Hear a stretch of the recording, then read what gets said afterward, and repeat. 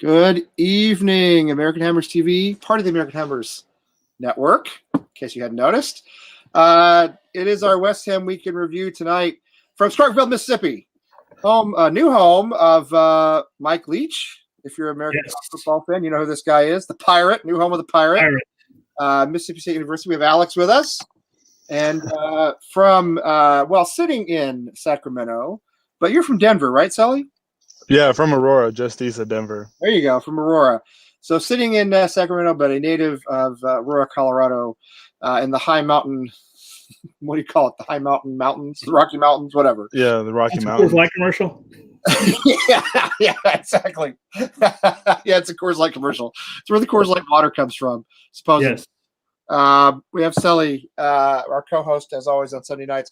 Now, we may have somebody else jump in. We're supposed to have somebody jump in from Kansas City, but if you guys watch American sports, you realize that the Chiefs, the NFL franchise in Kansas City, are going to the Super Bowl for the first time in 50 years. My father-in-law was over at the house tonight. We watched the end of the game together. He is a native of Leavenworth, Kansas. No joke. Oh, wow. No joke. His father worked in the prison for 30 years at Leavenworth. They used to live right across the street from the prison. Anyway, he's a KC guy. My wife is basically from Kansas, so they were happy about the Chiefs today. Anyway, so we may have a guest from Kansas City. We may not. If we don't, we'll do it the three of us. And if you're in the chat room, jump in. Let us know how you feel. We'll start with our usual little commercials. First of all, Alex built our website, which is amazing. Genuinely amazing. You know what? I'm gonna pull it up. Let's just do this real quick. While we're, if we're gonna do this anyway. Here we go.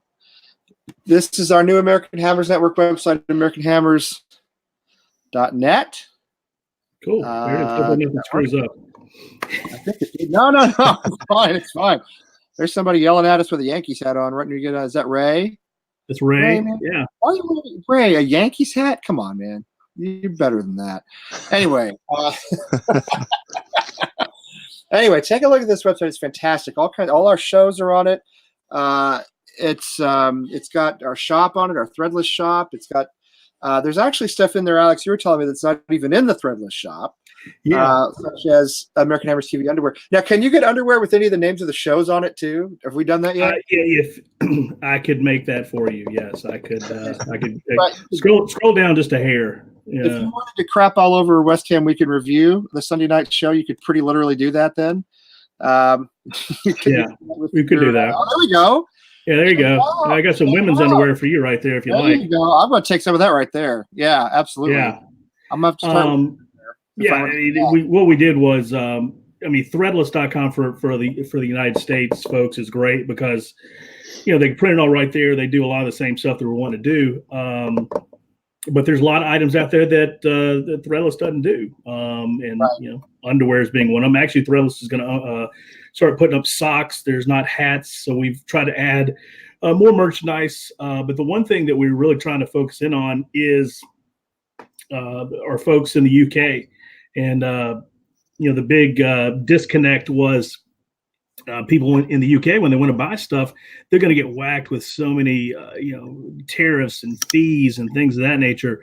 So we've actually built a whole nother, page or a whole nother store specifically for our UK supporters and viewers, because we went actually, if you scroll back up to the shop, we put another tab. It's for UK and I got the world's slowest computer, but yes, it's that's okay. Yeah, go to shop right there, and then there's a little drop down that says UK. Yeah. Oh, there it is. UK International Buyers. There you go. Yeah. So click on that. Yeah. I believe me, the performance of our website is not indicative of what's happening here. I just have a very slow old. So we found a provider, somebody in the UK that can print those items and get them to you just as fast without all the duties and taxes and BS, and can get a hell of a lot faster than what we could in the States. So we're going to start pushing that out to on social media. My biggest fear is an American goes to the UK page and it never cross the streams. I learned that in Ghostbusters. Never cross the streams. Right. So please, if you're in the UK, check that out. It's proudly made in England, and then get that stuff to you real straight away. you guys like to say. Straight It's open.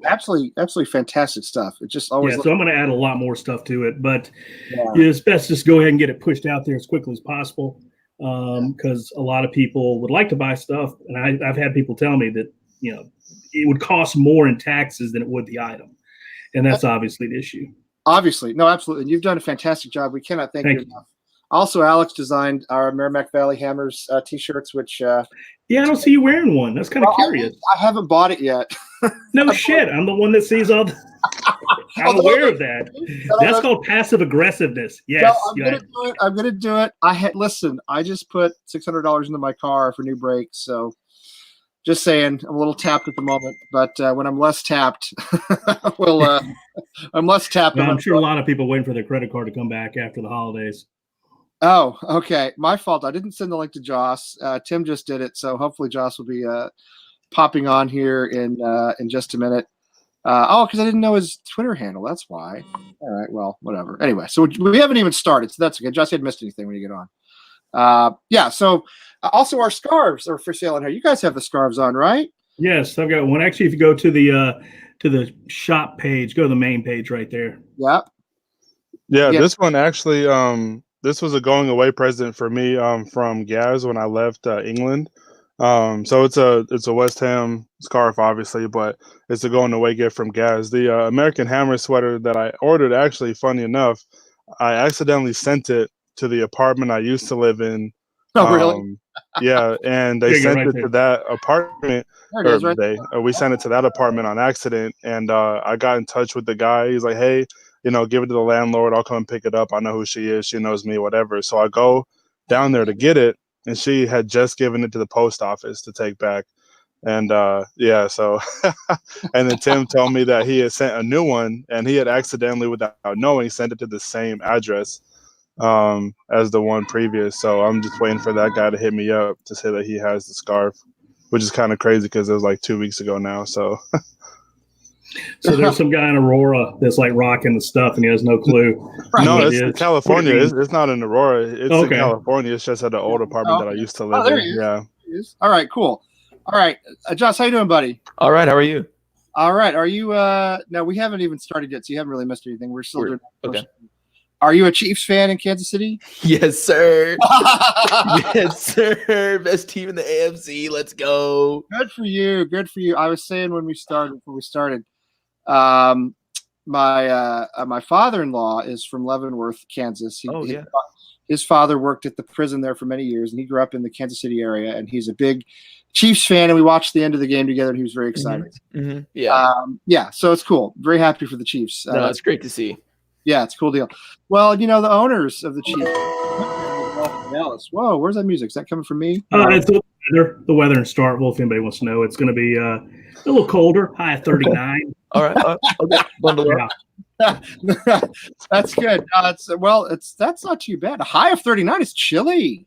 Oh yeah, we're actually going to start getting some toilet paper and bottled water going for the hills, man. You guys got to prepare for that kind of weather. You're not going to be, it's hard to survive down below 40 degrees. Southern people can't do that. All right. So anyway, Josh, you are in KC. You've been on with us before, right? I think so. Yeah.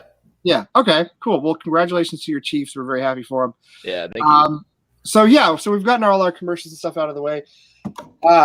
At some point, I should have done this before we started. Do you guys are aware that there's a West Ham fan down in Texas whose house burned down, and we want to try to help contribute to him sort of getting back on his feet? I'm going to look for that and find it on Twitter at some point, and I will retweet it, and we can, before the show's over, we'll give you the information for it. I apologize. I just totally forgot about it until just now. Anyway, got to GoFundMe for him if we can help him. I'll find the information. We'll give it to you. Anyway, let's talk about something about the weekend.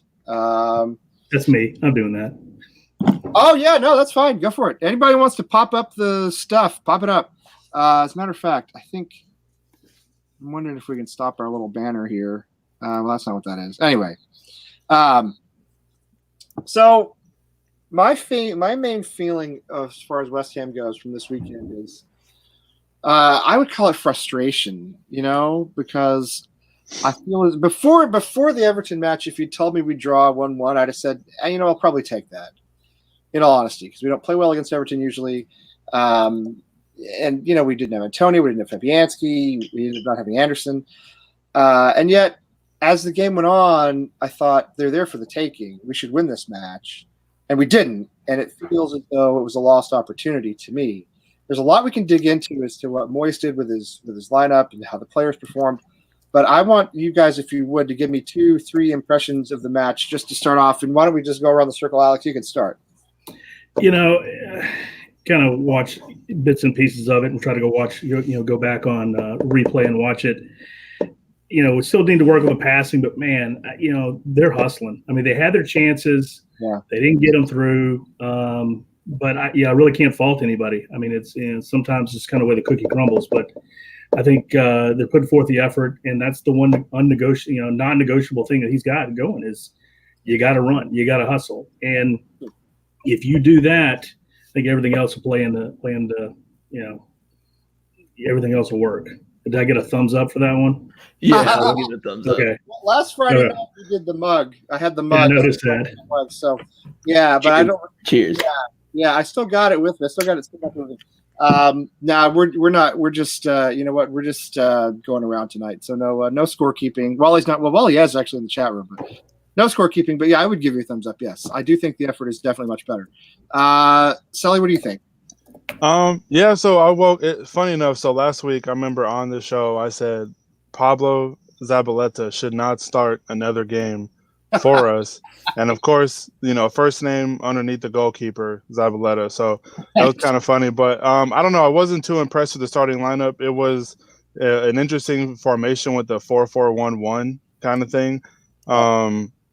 It was weird. Randolph, I think, honestly played a pretty decent game. The goal that they scored was kind of a hustle or effort goal in a sense, just kind of a scrap goal.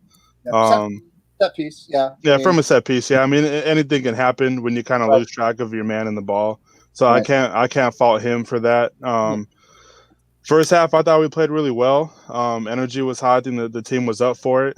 Second half, after Everton equalized, I felt the last 20, 25 minutes, honestly, they were just going to press. They're just going to absorb and counter. And just like Alex was saying, they were up for they were there for the taking. Zabaleta, he played really well, actually. I will agree with you. I didn't have any issues with his game. I just didn't. For a right back, he just shouldn't play, because you have they're quick. Well, everybody's faster than him. I don't know. Can you guys actually? These aren't popping up on my screen, but if they're popping up on yours, Tim says we don't need. Right. Everybody take a drink. There's a Fredericks mention from Tim. Right. No, but other than that, I mean, they were there for the taking. It was frustrating. Second half, we just weren't in it. I don't know what it was. I didn't like taking Fornals off. I'd have definitely kept him on. Probably added a Jetty earlier because I think him. Heller, you can see he's obviously frustrated, but it's just because he's always getting triple teamed, and anybody will get frustrated when you can't get service into that, and two, it's hard to score when you're always having to score some, funky. He even had almost a crazy chip in this one, but I don't know. We got lucky with the draw, I guess, or not lucky, but a draw flattered us. I feel like. Interesting. Yeah, it was hard to tell whether it flattered us or whether we should have done better. It wasn't really a great game either, honestly. No. What was your take? What was your takeaway? I'd say that it was definitely a game of two halves. In the first half, it was really all us. Jordan Pickford was showing why he's England's number one in this game. Honestly, this is one of the best games I've seen him play. That the save he had on Fornals' header was phenomenal. I do think that the lineup genuinely might have been the slowest lineup in the Premier League this season. Absolutely. Yeah. Absolutely. Yeah. I think maybe our fastest player would have been Lanzini, and he's not that fast. And on the topic of Lanzini, honestly, he's not living up to his contract extension, the wages he's on what, 100K a week, 120K a week, something like and dropping consistent 6.0 performances is just not good enough.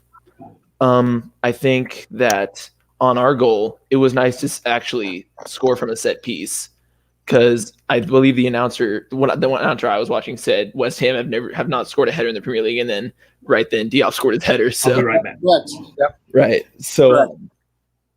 I think that it was nice to finally get that goal from a set piece, just because we've been so ineffective with our set pieces this season, and it was a nice change of pace. On Everton's goal, it was very, very much just the standard goal that we've conceded this season, and in the seasons prior, like we've never been good at defending corners. And I don't know if it's like a manager thing or the players.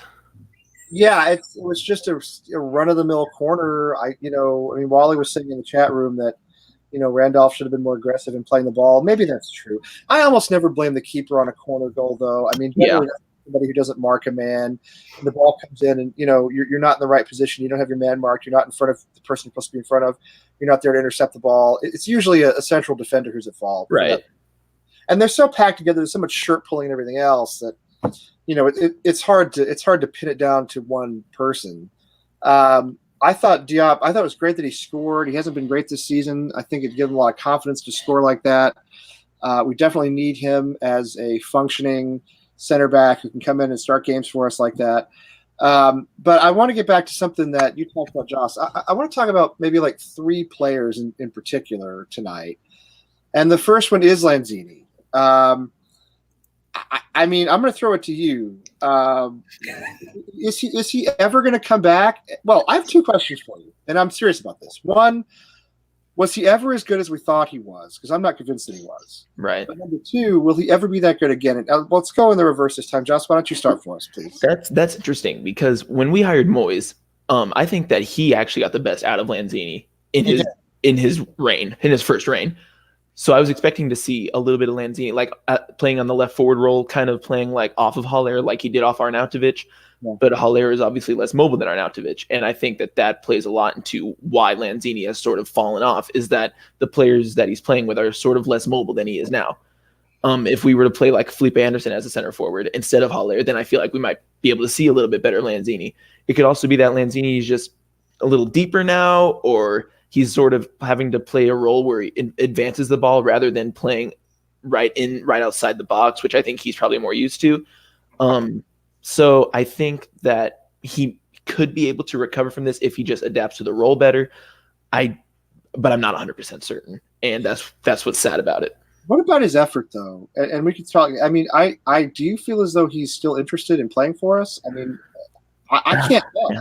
I don't know. I really can't tell. I'd like to see his stats on how much ground he covers or something like that, because I feel like it's not that much. No, it's not that much. And hey, PJ, how you doing? Another kid. PJ also from Kansas City, if I'm not mistaken. Yes, sir. Yeah, there you go. No, I feel as though it's not too much. Sully, let's go to you. What's your take on our little jewel, as we used to call him? Well, and it's interesting too that you say that part of your question was he really as good as we think he was? And I think it's not necessarily a trick question, but it's one that you kind of have to really go back and think about, because when he, I think honestly, was at his best was when we had Payet. Because he was able to play off of him really well. They had a really good connection, and I saw on Twitter, I think it was Vinny, the gentleman that always puts up old school videos. He had a couple of goals from Lanzini, and they were stellar. He was fearless. He was attacking. He had creation, pace, and everything. And I think once after he got hurt playing down for Argentina, I think that honestly took a lot out of him. I give him a lot of credit for coming back faster than he did, because he was out in the summer, came back before the season was over. But really since then, I just don't. And I was talking to Gaz about this after the match, but he was saying something to the effect of he might be playing to not get hurt again, which might be why the effort might not be there. So I don't think he doesn't have any disdain for playing for West Ham. I just would agree with what Gaz said and just say that he just probably isn't at that level because he doesn't want to get hurt again, which I don't blame him, but it is frustrating with the amount of money that he's on, especially because after Payet left, he honestly was like the club favorite. Him and Cresswell, you would say, were like right up there for, some of the favorite players. Obviously Noble, but I mean, that goes without saying, but so that's what I would say for that. I actually like a lot of what you said. I want to come back to a couple of things. Alex, let's get your take, please. Lanzini's got a bad case of pneumonia. I have seen this before with other players that are at the top of their game and have a knee injury, and every doctor in the world can sit there and tell you that your knee is 100%. But it's not. It's between the 6 inches of your ears that makes all the difference. And I've seen guys that could run like a damn gazelle, and then after that, we're very scared. Hey, roommate guy. Sorry, roommate. Yes, sir. Is he a doctor? No, he's for exercise science. Yeah. So, but yeah, honestly, I just believe that it really does. One, I think age. He is older than what he was. It's just the reality of it is. But when you have a knee injury like that, just kind of what Selly said. It's you don't go full throttle. You don't mean to, but I think you just do. You just don't go full throttle because that is always in the back of your head. Yeah, I think you're right. I do. I think some players can overcome that and some players can't. Some have and some haven't.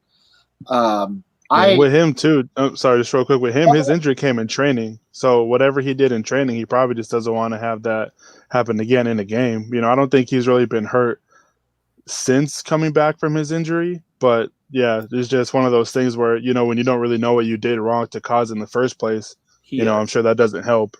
He hurt his collarbone at Burnley, if I remember correctly, right? He injured his collarbone. Oh, right. Yeah. Burnley, yeah. But that's the only one I can remember. Yeah, my take on Lanzini is I think when he and Payet played together, he was fantastic, and the two played off of each other very well. I think he set some great moments for us.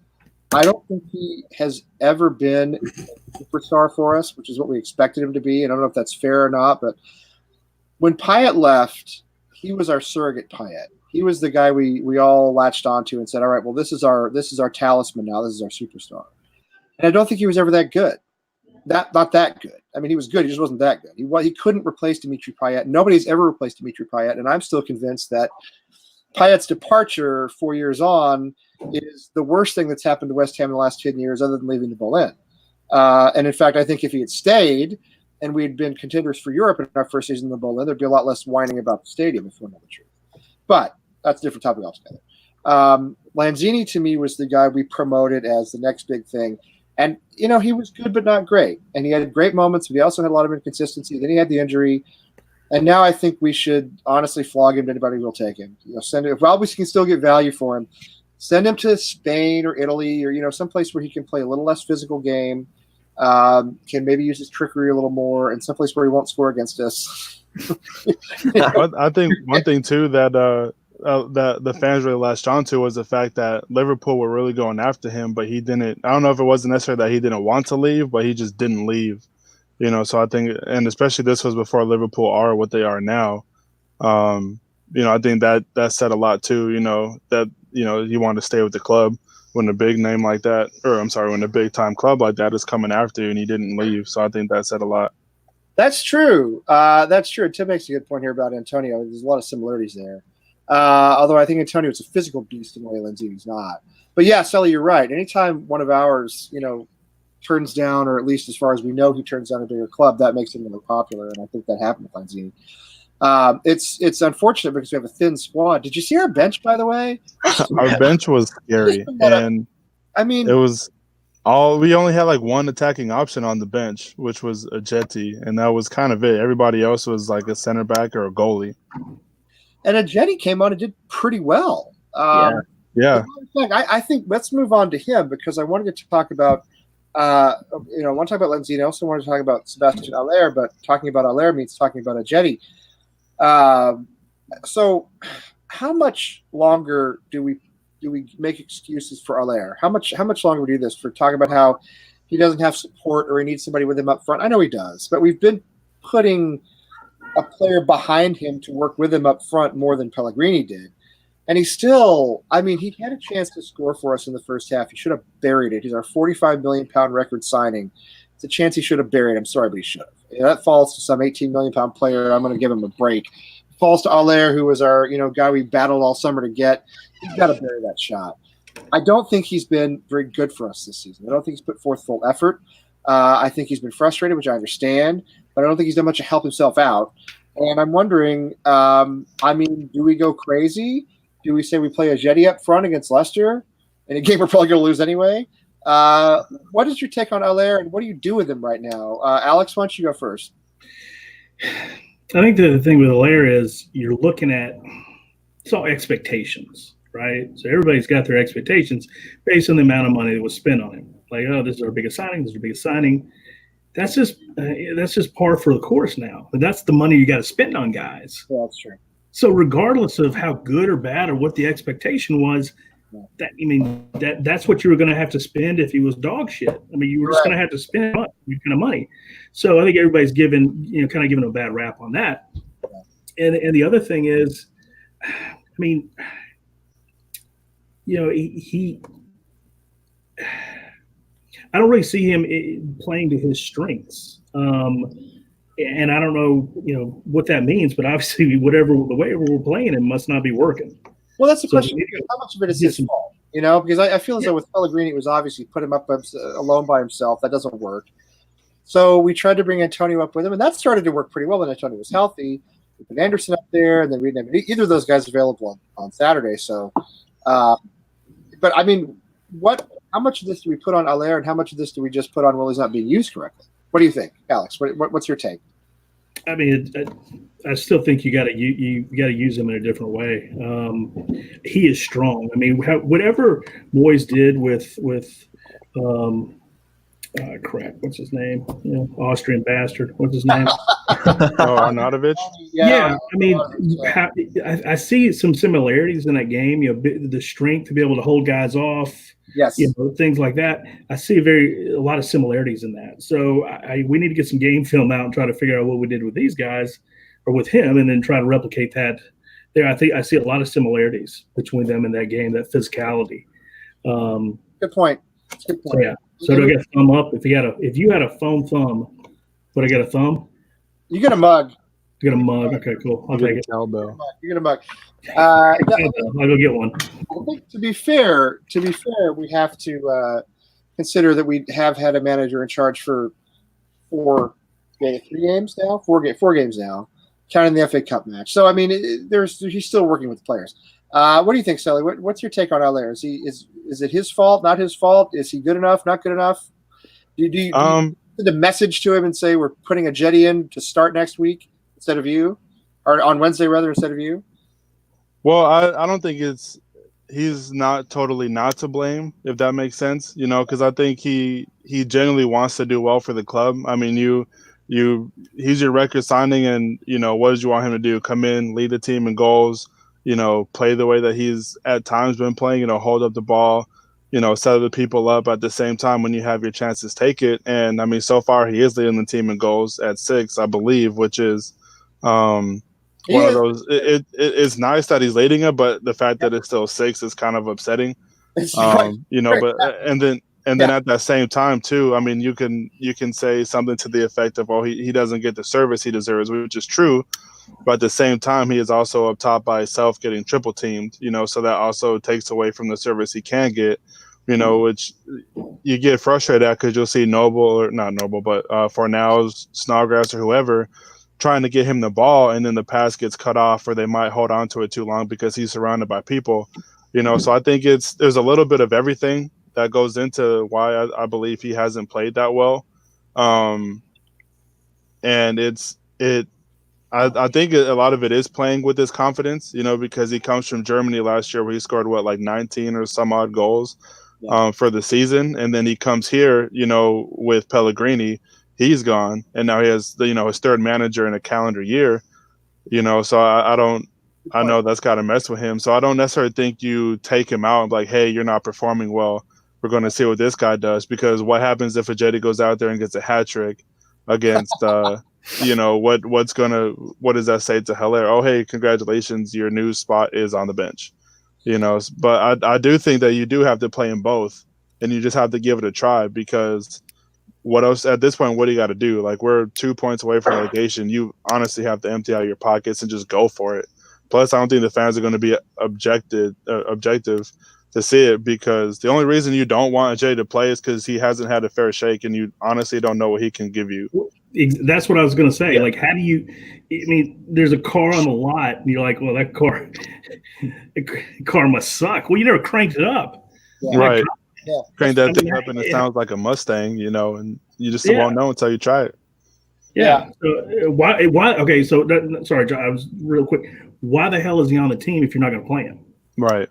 Right. You could ask that of, yeah. I mean, I feel as though our managers recently, you could ask that of a lot of players. But yeah, certainly, it's an example of he came in, he had a couple of not great performances, but as you said, he's hardly played at all. And he came in against Everton. He really looked pretty good. I don't know, Josh. What do you think? What's your take on Haller? How is he good enough for you? What should we be doing with him? No, you said drop Lanzini and start Yeti and Haller up front, and I love that. I think that's a great idea. I'm a big Haller fan. I liked watching him at Frankfurt. Him and Jovic and Rebic were just unstoppable at times, and I think that Haller has sort of tried to translate his style of play at Frankfurt into West Ham, and it just hasn't worked. He hasn't had as much time on the ball, I think, as he would like. But again, there's some times when he can pick out an easy pass and he just misplaces it. So it's some of the blame falls on him. But interestingly, for this Leicester game, Leicester have lost 2 in a row, and they lost to Southampton and Burnley, who played 2 up front and beat them. Yep. So they played a 4-4-2 and they beat Leicester, and both of them beat Leicester, right? So I think that if we want to get something out of this Leicester game at the King Power Stadium, we would have to go with 2 up front. It seems like the best option. Now, I think that Haller and Ayeti would probably be the best 2 to do that. I think Ayeti he hasn't had the chance to prove himself yet, as we have said. And Haller, he worked best in a 2, like we've been saying this whole season pretty much. Yeah. So I think that come the Leicester game, we play him both up top.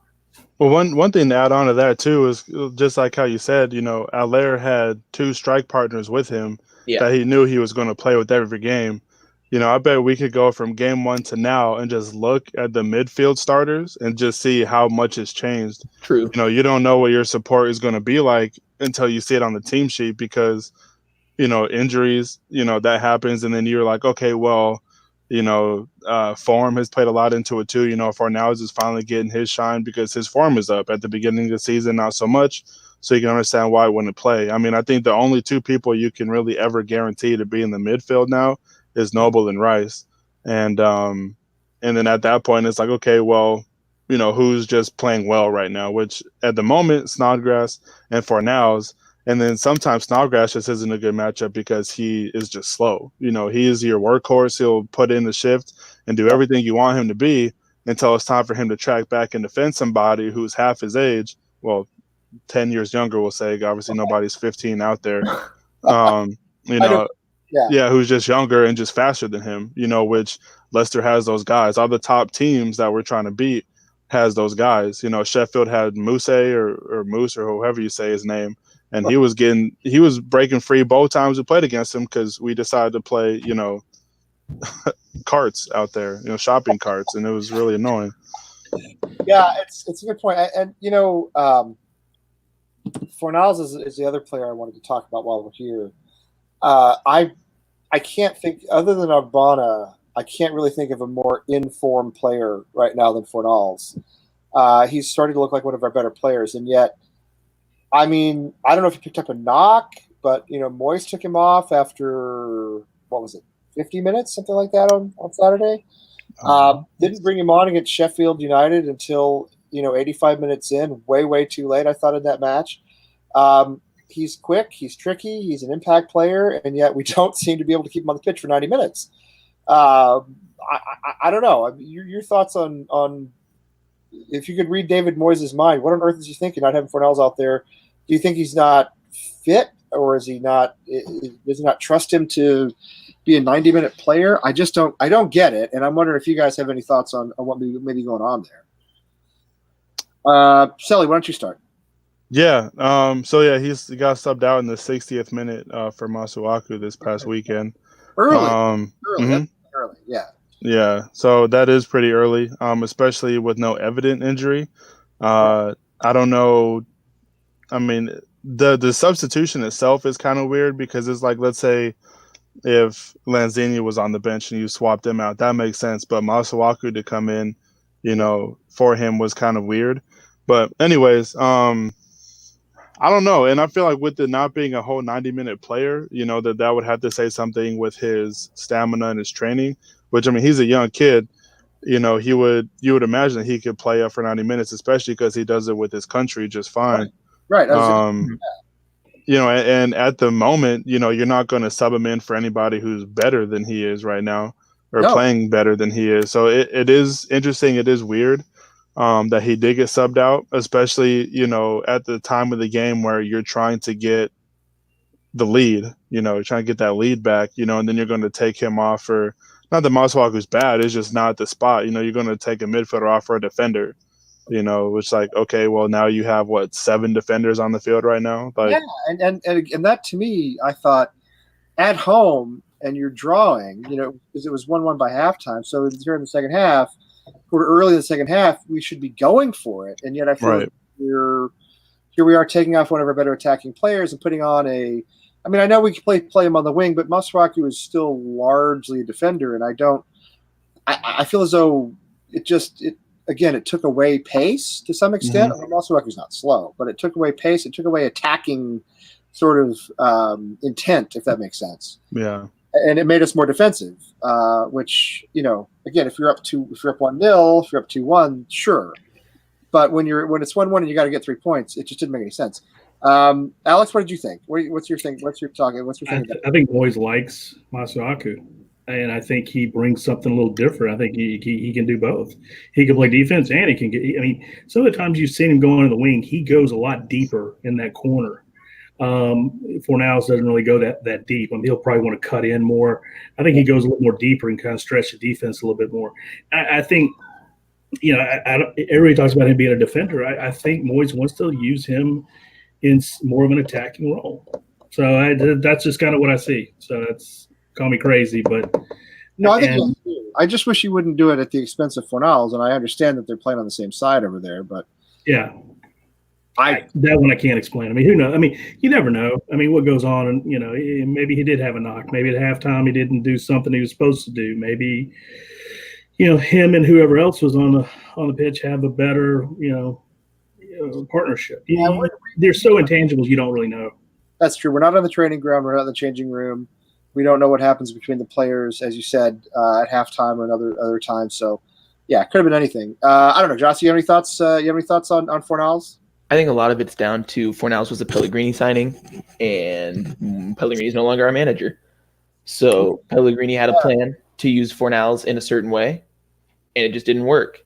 Well, it worked a little bit, but I think a lot of that was down more to Fornals playing better than it was to Pellegrini's tactics helping him out. I think that he's a player that we need on the pitch right now. He's like our best in form. And on the topic of Masuaku, I think against, I know it's going to sound dumb, but against Gillingham, that was probably like one of the best games I've seen him play. And I know it's a League One side. I agree.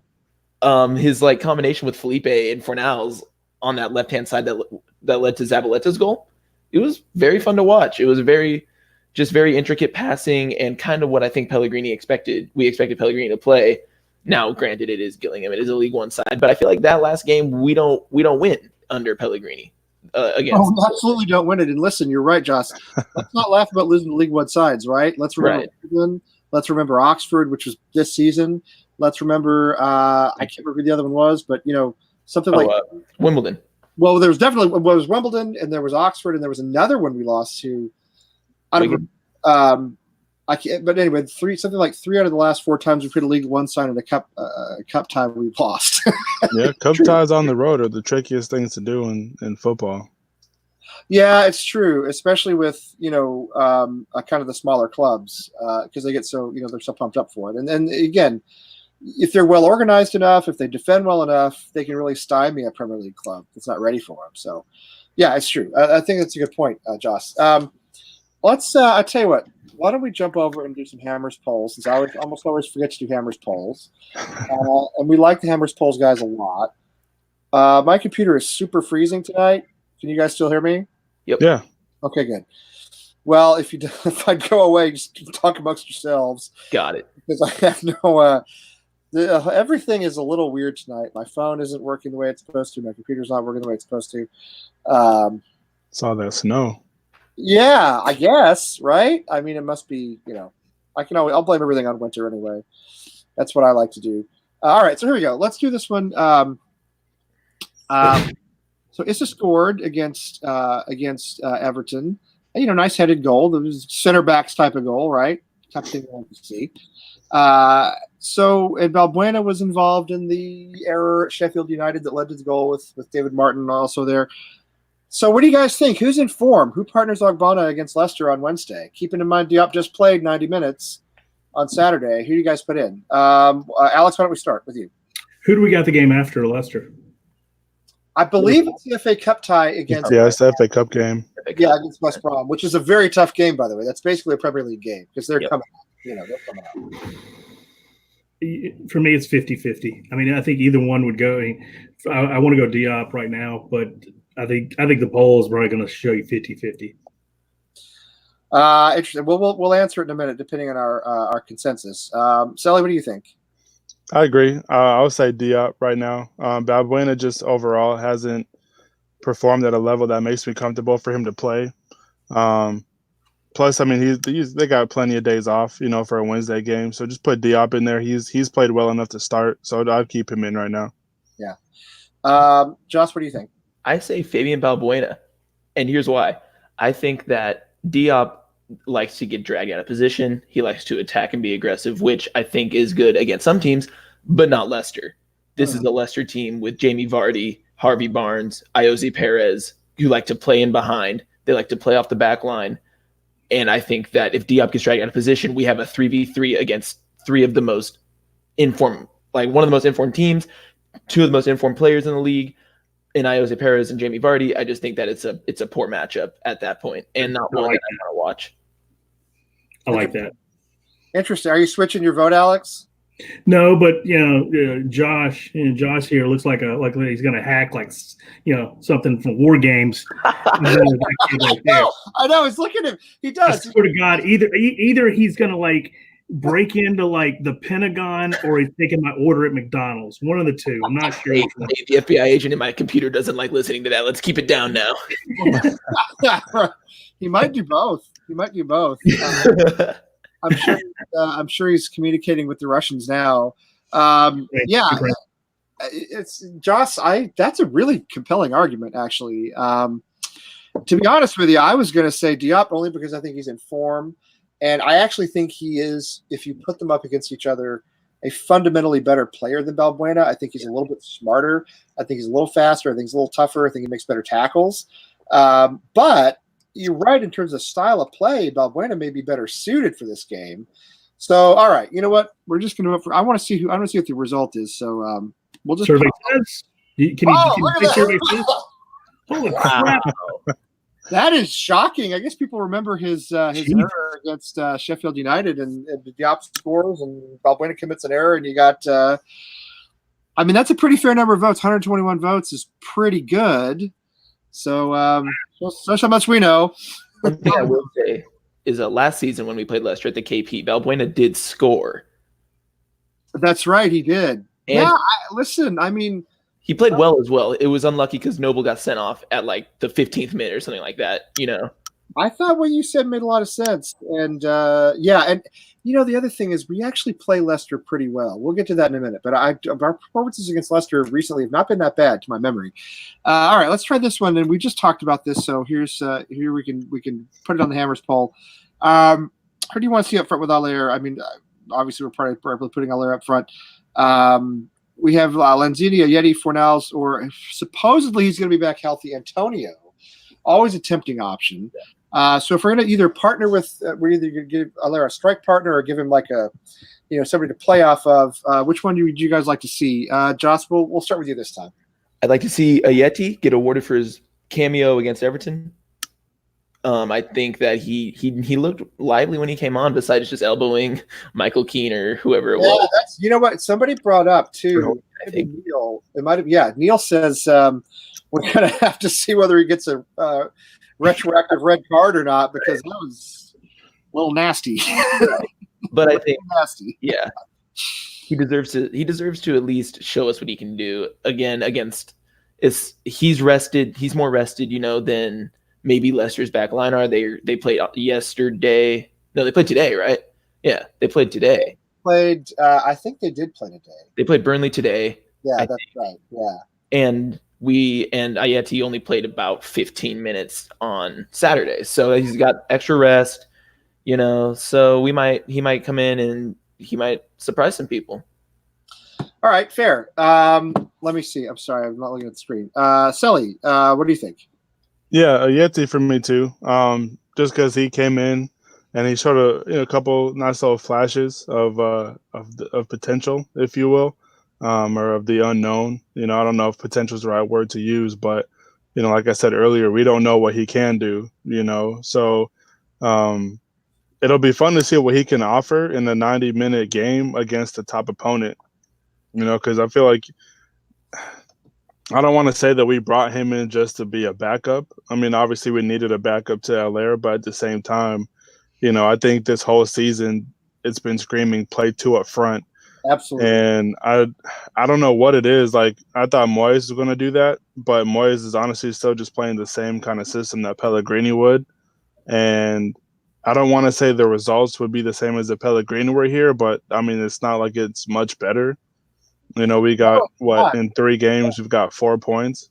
Right. And which, I mean, it sounds good, but I mean, it's but not. We need a lot more. We need a lot more. Everybody knows we need a lot more. Like Everton was for the taking, as we all said earlier. And then, Masuaku defender, midfielder, whatever the case may be, that substitution was kind of weird. And, especially when you're going for it within the last, 30 some odd minutes of the game. But yeah, Ayeti, that's my vote. Alex, what do you think? I don't think it really matters. He's going to play one up front. So I don't think it really matters. Yeah, that's very true. I think he's going to play one up front, so it really doesn't matter. But if we're actually answering the question, if Antonio's fit, he's going to play Antonio. I think Jetty's going to be the pick everybody's going to want to go for, just kind of like what we did here. Yeah. So I'm going to go Jetty. But the next question is, who gets the steak knives? Who's number 4 on that list? That's what I want to know. Who gets the steak knives? Yeah. Well, I'll tell you what. Okay, I think Jetty's as good a choice as any. I think you guys have made great points. I think we'll pop the answer in here, and everybody likes Antonio. Well, not everybody, about a third said Jetty. Doesn't make sense for Antonio because he's not going to be healthy enough to play a whole 90. Well, I guess maybe we're not just talking about 90 minutes, but he would be somebody I'd bring in at halftime, either at forward or mid, just for that pace and that brutality that he brings in, that'll just wear whoever's on that side of the pitch down. Yep. Because, coming back from injury, oh, hey, go ahead and start this game. If we play West Brom, play Antonio right back. Just for the hell of it. For old time's sake. For old time's sake. and I'll tell you something else. And I'm with you. Sully, I agree with you. I kind of doubt Antonio's got 9 minutes in him. So I honestly would rather. I'd love seeing him because he brings so much energy. If he's really recovering from an injury, which he obviously is, I'd almost rather he come on as an impact sub if necessary. Mm-hmm. I'm with you. I say start Jetty up front. Give him a shot. But as you said, Alex, I don't think it's going to matter. And that's one of the great frustrations to me is I do think we're working harder under Moyes. I think we're better organized under Moyes. But I'm not seeing a big change in tactics so far. And I don't know if you guys want to sort of riff on that a little bit. If you think there's any particular reason for that, does he not have the players he wants and the positions he wants? And are we going to be able to remedy that in the next 11 days or 12 days in the window? What do you think about Moyes from a tactical perspective? I like him from a work perspective, but tactically he's disappointing me. Do you guys have any thoughts on that? Joss, what do you think? I do agree. I think that especially when against Bournemouth, the 4-0 win against Bournemouth, that wasn't really a Moyes tactical masterclass or anything. No. That and was Bournemouth are in crisis. Exactly. They have an injury crisis and they're terrible right now. I think Howe was 1-1 to get the sack or something like that. Yeah. The guy we were going to hire. Yeah. Right. I think it was just Moyes came in and he said, "Look, if you don't work, you're not going to play." Yeah. And the players were like, "Well, I want to play." So they went out there and they worked hard, they hustled. And I think that people might look at it as Moyes tactically set him up to succeed. And maybe he did by changing the formation or something like that. But other than that, I don't see much of his influence in these past games. I don't either. And it disappoints me because I thought he would change things up a little bit. So you have any thoughts on that?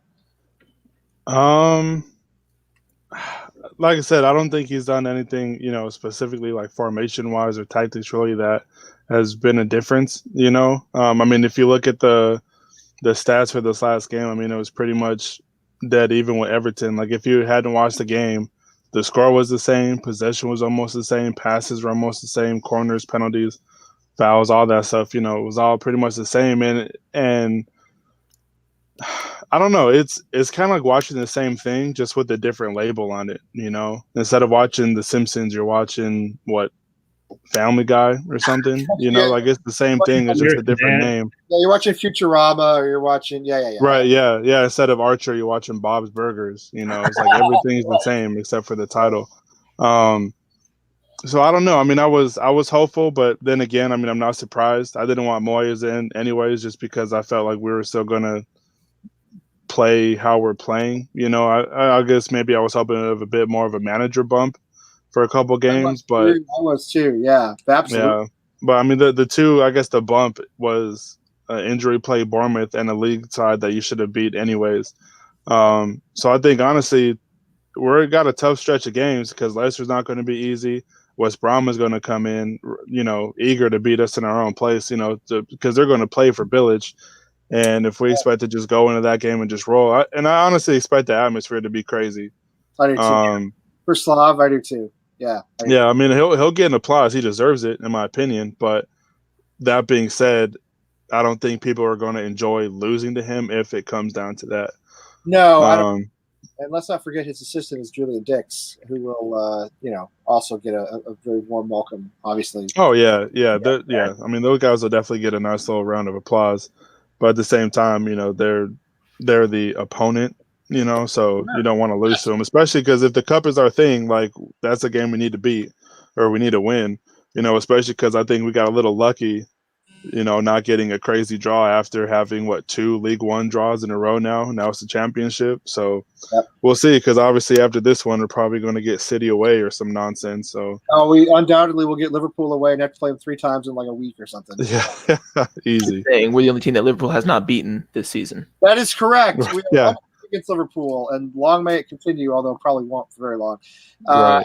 Alex, what do you? I know we've talked about you about this. What's your take on Moyes' tactical noose?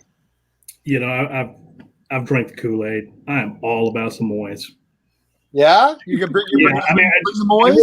I'm serious. I think I really do believe that, given the time, he will get it stabilized to a place that is what we're looking for. But I said this a couple weeks ago. The problem is the way that the world is with coaches now and managers. They are on a short rope, and it's a very short leash. And if he can win a couple of games hook or crook and then slowly start to get what he wants done, he'll be here for a long time. Yeah. But that's the problem is now that world has changed. That the world that he lived in when he was with Everton has changed totally, because you lose like 3 games in a row and somebody will bang you in 2 seconds. You bet. Absolutely. And because the money is too much in the Premier League system. The money is too valuable, and somebody would bang you just like that. So again, I do believe that he is the right man, and I really believe that he actually wants to continue to grow and adapt. And I believe that he's not going to be stuck in his ways. I think he's going to be. Yeah, I think he's the right guy. I really do. I thought when we brought him in that if there was a possibility that we would stay up, that he would keep us up. I would. He did it last time, and I really believe Slav was taking us down. I'm sorry, but I do. Did it last time, and I still think he can do it again. I think the issue is we just stuck with Pellegrini for so long, and things were so obviously bad that we've given him a very difficult task this time. I would like to see him change things a little bit, but as we've talked about, some of these players are his players. He wasn't really here for that long last time. He's got to get his system set up. So hopefully we'll see some creativity come out, in the next couple of games. Whatever he did with Pablo Zabaleta is some sort of miracle, because he was basically out of the match on Saturday, and he's 37 years old. He uses a walker and a cane, and he's out there. But he was fantastic, and he was a huge liability in the past. So if that's down to Moyes, then more power to him. But whatever he did it worked. So Leicester on Wednesday, they are once again back in the top 4. But as you said, Sally, I think what Sally mentioned, they've lost their last 2. Is that right? That was Alex, I believe. That was Alex. Okay, yeah, that's right. Yeah. That was you. Well, we know they lost to Burnley, and I think they lost the match before that. So they're a little out of form, which I like for clubs to come in to play us, or for us to play clubs when they're very much in form and not out of form. Because if you're out of form, play West Ham and you're right back in it, And again, we don't know starting 11s and all that, so it's a little bit dumb to do predictions. We'll do them anyway. So let's assume that Antonio comes back at least as a sub. Anderson does not look like he'll be back, from what I read. Fabianski will not be back. Anderson will not be back. Antonio might be, and I don't remember what the word was on Fredericks. I don't. So let's figure we're going to have Zaba out there again for the second time in a week. What do you guys think? Going to Leicester now, we've played them pretty well in the past. We don't have Manchester City is the club that just conks us every time. You know what I mean? But against Leicester, we've had a decent record. We've had some draws, we've had some close losses, even earlier this season. So, if you had to venture a guess, Josh, we'll start with you. What's your take on Wednesday night? On Wednesday night, it's going to be a 2-1 win. Let's go. That's right. I'm saying it.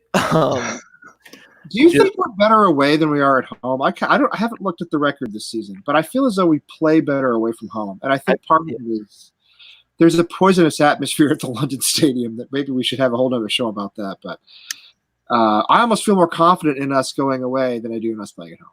If I remember something, I think it was after we beat Southampton at St. Mary's this season. Yeah. We won like 66% of our points in away games this season. Something I think that's right. Like that. So, judging by those statistics, again, this was like December 14th or something like that. Yeah. I say, I think that this season we are better away than we are at home. Now we aren't very good at either. So that's kind of true. Really, but but look at Southampton. They've gone rocketing up the table after that loss. Right. Now it's between us. Because Danny Ings is playing out of his mind. Yeah, we got lucky he didn't score against us and peg us back. Sure did get close. But that was a good team that we beat in Southampton. So I think away from home. So I think that's, I don't know, maybe that means nothing, but it seems like a positive sign. Sully, what's your take on Wednesday? Weekday games are always weird for me. Me too. Yeah. Shout out to my sister. What's up? Yeah. Hey. I think 2-1 as well, but I think 2-1 is a loss for us. I think we'll actually put in a good 90 minutes, like a whole 90 minutes, but I just think they have too many. What's the word I'm trying to look for? They have too much clutch, if you will. Jamie Vardy and Maddison, I honestly think will be the ones to get on the score sheet. I think 0-0 going into halftime, because I don't know if anybody's going to necessarily be going ridiculous in the first half, because I think everybody is like kind of in the back of their mind thinking about their FA Cup matches, which I think Leicester is still in. Right. I'm not sure, but I think you're right. Yeah.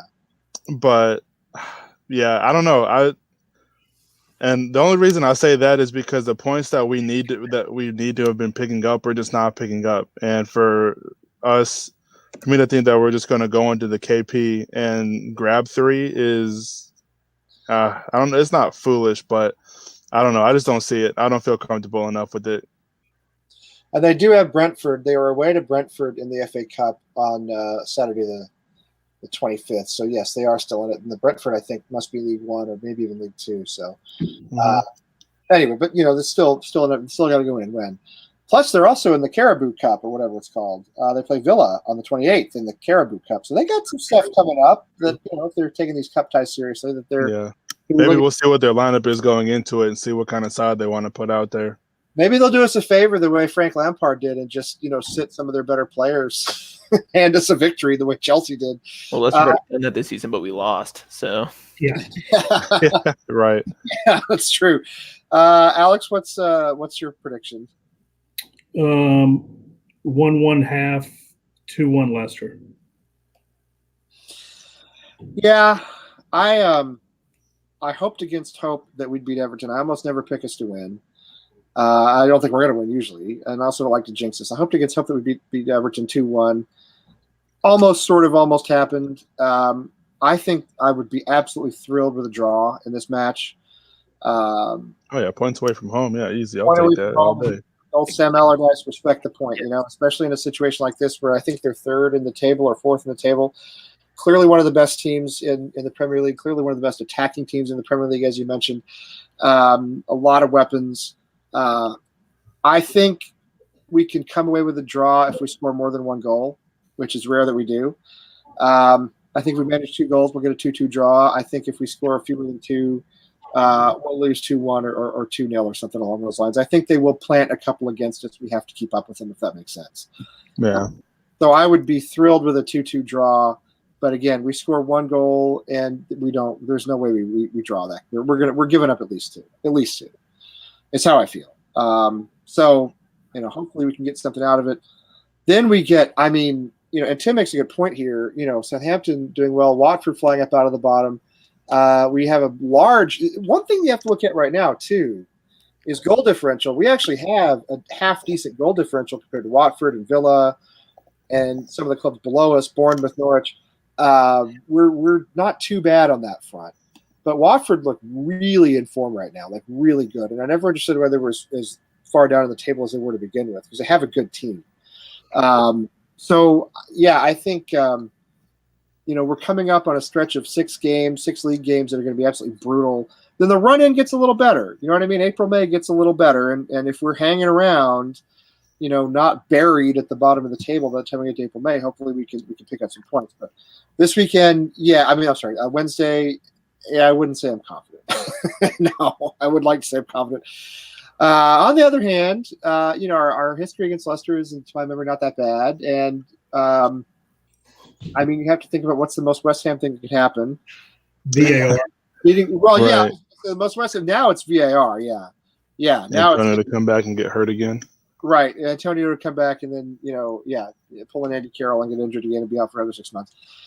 It's a little bit of a tough time. We're moving into a stretch of matches with a tough cup tie against West Brom, which, as we said, is basically a Premier League match fundamentally. Like they're coming up, they're going to be a Premier League club. So that's a preview of next season if we stay up. Josh, you broken into the Kremlin yet? Close. So close. Yeah, West Brom right now in the championship, they are first place. Do what?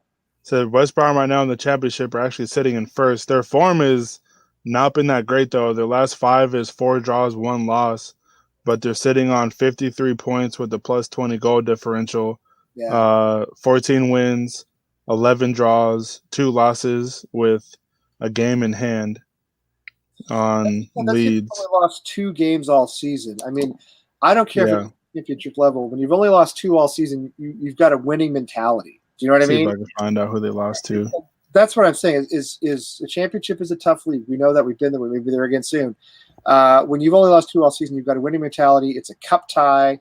If we win, we've got to go. If we draw, we have to go back and do a replay away, which seems very dangerous at least. I think we wouldn't win a replay. I don't think so. I don't think we would either. Well, we never do, and I don't think we would either. I don't think we would play either. So I think it's a very, very, very tough game. I feel as though we're really going to have to this is going to prove to me, David Moyes has to prove himself, and so do our players. Our players have to prove that they're up for this because this is a very tough stretch coming up. We've got 2 games against Liverpool in close proximity. Tim's going to be at one, and he says we're not going to lose. The Liverpool game. He's never seen us lose. Live anyway. Speaking of the Liverpool game, have you guys heard what the team is doing for that, for as far as tickets are concerned? Yeah. Oh. Yeah, so apparently there's word that I guess a lot of Liverpool fans are trying to buy West Ham like home seat tickets. Yeah. And so like if you're buying tickets, you're going to get them at the gate, but you have to send in like 3 different proof that like you're a West Ham fan, like a picture that you've been to a game before, something of you in like West Ham gear, and something else too. But like if you don't do that to verify your ticket, then you're just not getting it, unless you're a season ticket holder, I think. How about my bills from my therapist? That would do it, right? Yeah, right. That would, how about the last bill I got from the liquor store? My last receipt, right? Would probably do it too.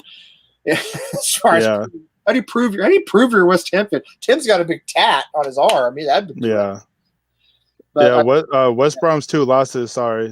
This year so far to Leeds. They lost 1-0.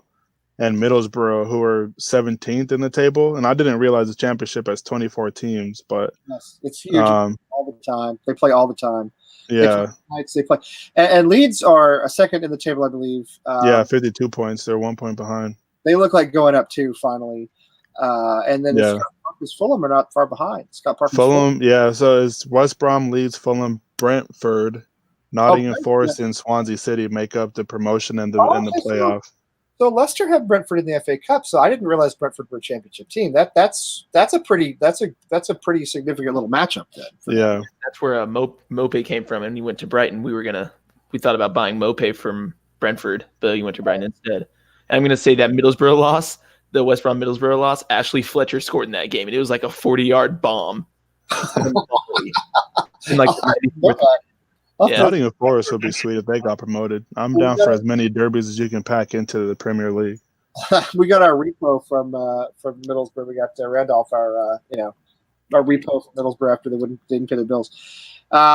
Anyway, so it is. I'm sure you guys have tomorrow off, right? Yeah.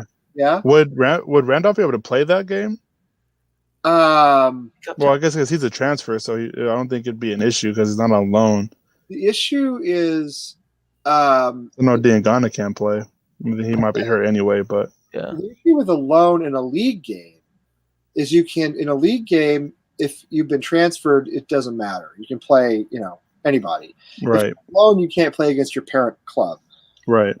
Cup ties are different. If you have played for any other club during the season in a cup match, you cannot play for anybody else. It's what's called being cup tied. So if you played for Middlesbrough in the FA Cup and then you are transferred to West Ham, I don't think you can play for West Ham in the FA Cup that season. Somebody in the chat room let me know if I'm wrong about this, but I'm pretty sure this is right. Because if that's the case, then who would our keeper be? If all of them are hurt and Randolph just can't play, we'd have to go with like a U23 keeper at that point. Sure. Yeah. The Ghanaian guy. I mean, I have no idea. I don't know. That's a good question.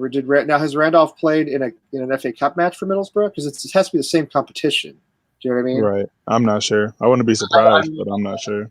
Yeah, I don't know about that. If he has, then he may not be able to play for us this season. That stuff gets complicated. And of course, by the time we talk next, we will have had the FA Cup game because we got 2 games coming up between now and when we're going to be on here next Sunday night. So I don't think it's worth talking about West Brom until we get there, but we'll be reviewing it. So anyway, but for now, I think we, obviously the focus is on Leicester and picking up as many points as we can. Anyway, I do not have to make lunch for the boys tonight because tomorrow's a holiday. But I do have to probably go downstairs and clean up the house because 2 of my nieces and my wife's cousin were here last night, and they've effectively destroyed where we live, along with my own sons. Nice. So, anyway, so it's a bit of a mess. But Alex in Mississippi, who has done such a great job with our website and our logos and so forth, our badges on our shirts that are in the store. Badges? You don't know stinking badges? Sorry. Get in there, buy some shit. Okay. Yes, please do. Please do. It looks fantastic. Actually, go back to what we're talking about. England, talking to you. UK, no tariffs. I feel like Donald Trump. UK, Huge. It's going to be huge. Huge. Nothing like you've ever seen before. It's amazing. It's amazing. No tariffs. Okay, no tariffs. No tariffs. I love the English. Not a friend of their tariffs. Love it. Yeah. Go there and buy some shit. Alex in Mississippi, Selly in Sacramento, and Joss in the home of the AFC champion, Kansas City Chiefs. Hey, listen, Josh, thank you I know you could have been celebrating tonight, and I appreciate you waiting an extra hour and 15 minutes to do that. But go out and hey, you're only 2 weeks. Do you live in the city? I am actually right now. I'm at University of Wichita, so I'm about 2.5 hours. Oh, okay. I've been to a shot over that. You need to get back to Kansas City for the Super Bowl because you are 2 weeks away from potentially turning over cars and smashing windows of businesses in downtown Kansas City. 50 years since our last one. What do y'all do? What would you do? Oh, dude, I don't know. Burn couches. Hug my grandmother. I'm gonna be honest. Oh, so that's so nice. Yeah, no, big Chiefs fan. She saw like the first Super Bowl we won and everything. I was also thinking rioting and looting, but he said hug his grandmother. So. That's later. That is after the grandmother thing. Yeah, right. And get priorities out the way. Cars, like there's not going to be anyone moving because everyone loves the Chiefs here. It's crazy. Yeah. Like in Wichita, I was at a bar today just watching the game, and it was packed full of just Chiefs fans. It was crazy. I don't know if you guys remember, but you guys saw what happened with Kansas City downtown when the Royals won the World Series. I was there. Probably at the time that by 10 if the Chiefs win. I was there, but it'll be a lot bigger. Chiefs are bigger, right? I mean, the Chiefs. Oh yeah, absolutely. Yeah, I like the Royals. I'm actually kind of a Royals fan. I have to admit, my wife is kind of a Royals fan. And I love George Brett when I was a kid. One of my favorite athletes in the world was George Brett when I was a kid. Anyway, so Johnson, Casey, Alex, Sally. You guys have been fantastic as always. Check us out tomorrow night, I think at 8 o'clock Eastern. Tim usually has something going. We've got a whole slate of stuff this week. I will be back on Wednesday night to talk about whatever happened on Wednesday afternoon. And we'll be back on again here Sunday night. So until then, come on, you Irons. Come on, you Irons.